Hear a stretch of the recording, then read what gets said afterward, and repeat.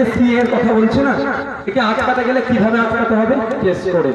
মমতা ব্যানার্জি, অভিষেক ব্যানার্জি, প্রতিভা মণ্ডল এক কেস করেছেন, আপনারা জানেন তো?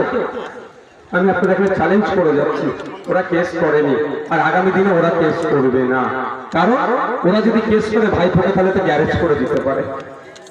আর নওশাদ সিদ্দিকী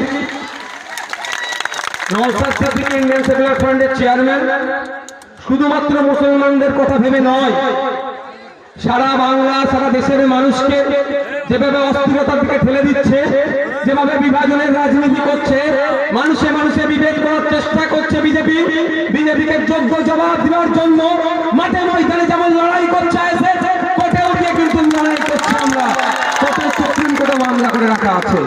আপনারা এখান থেকে বলবো, মমতা ব্যানার্জিকে অফার করুন না, তৃণমূলী বন্ধুদের দিয়ে বলুন মমতা ব্যানার্জিকে বলতে যে সিএ এর বিরুদ্ধে একটু মামলা করো।